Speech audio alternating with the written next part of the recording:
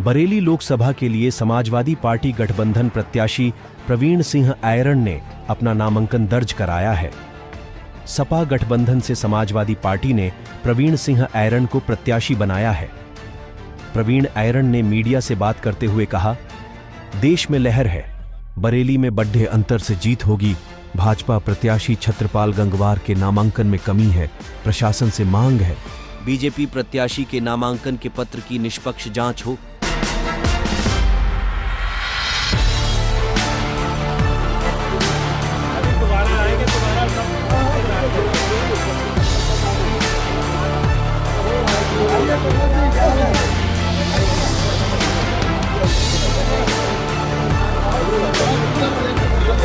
यही कहना चाहेंगे कि जनता से कि अगर आपको जिस तरह हमने एयरपोर्ट बनवाया, जिस तरह हमने हाईवे बनवाया, जिस तरह बरेली का बाईपास बनवाया, जिस तरह हमने नेशनल हाईवे दिल्ली से और लखनऊ से बरेली को कनेक्ट किया, उसी तरीके से हमने जो 4 लेन बनवाया था हाईवे को, उसको हम 6 लेन करवाएंगे एक बार।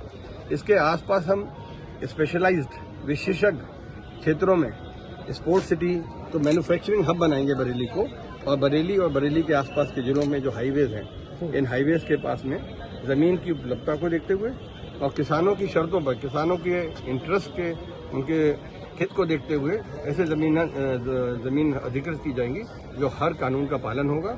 और उसके बाद यहाँ पर हम मैन्युफैक्चरिंग सेक्टर को बढ़ाएंगे ताकि हमारे नौजवानों को रोजगार मिले, और किसानों को वो जो हमारा ओरिजिनल कानून था, जिसमें कि भूमि अधिग्रहण कानून जो यूपीए के टाइम में पास हुआ था, उसकी मूल भावना के हिसाब से उनको मुआवजा मिले। रोजगार के मामले में जिला बहुत पिछड़ गया है, जो फैक्ट्री थी वो सब बंद हो चुकी है। क्या आप खुद जानते हैं कि भाजपा का कार्यकाल था, भाजपा के 8 बार के कार्यकाल में जिस तरीके से, उसमें तो माननीय तमाम प्रधानमंत्री, तो फैक्ट्रियां बंद होने के लिए एक व्यक्ति जिम्मेदार नहीं, ये तो पूरा शासन, उत्तर प्रदेश सरकार भी उनकी थी, केंद्र में सरकार भी उनकी थी, जिला पंचायत सदस्य जैसे आज और जिला पंचायत अध्यक्ष, महानगर महापौर सब उनके तब भी थे और आज भी हैं। वो सबके बाद जनता को जिस तरीके से ठोकरें खानी पड़ रही हैं, भ्रष्टाचार का सामना कर रहा है हर कदम, कोई विभाग ऐसा नहीं है जहां पर आप 2 रुपए का काम फ्री में करा लें, और उस भ्रष्टाचार के खिलाफ अभियान चलाकर वो सरकार में आए। आज ये हालत है। भाजपा लगातार कह रही है कि जो काम हम बोलते हैं वो करते भी, इसको लेकर क्या कहेंगे आप?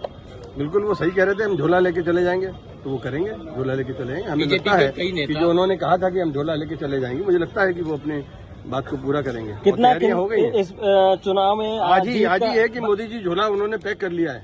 आज किसी मीडिया में, सोशल मीडिया में भी और मीडिया में भी देखा था कि मोदी जी ने झोला तैयार कर लिया, उसमें क्या क्या चीजें वो अभी जानकारी। भाजपा ये भी कह रही कि 400 पार करेंगे इस बार, क्या कहना? तड़ी पार करेंगे शायद, मुझे ऐसा लगता है। पब्लिक ने तय कर लिया है कि उनके 400 पार के मुकाबले जनता जो है उन्हें तड़ी पार कराना। क्या बरेली में भाजपा हारने जा रही है?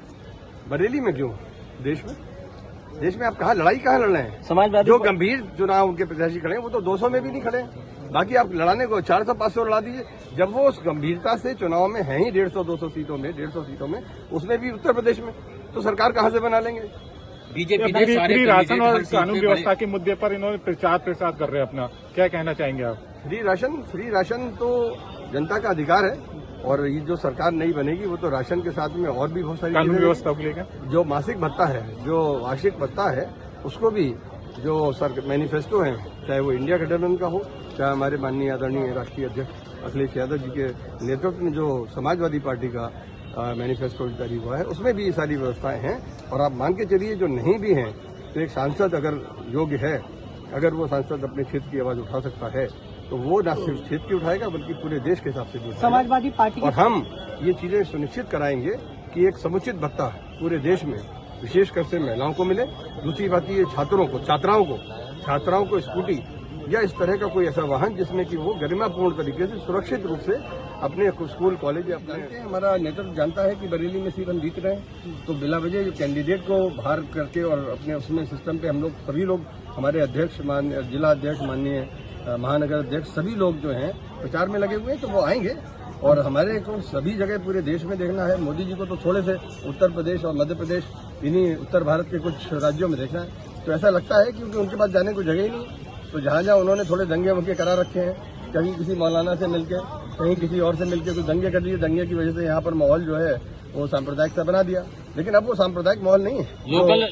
लोकल अब सांप्रदायिक माहौल नहीं है। अब पब्लिक देख रही है कि इनको भैया 10 साल का मौका दिया, अब इन्होंने करा क्या। अब मोदी जी की नॉन परफॉर्मेंस मुद्दा है।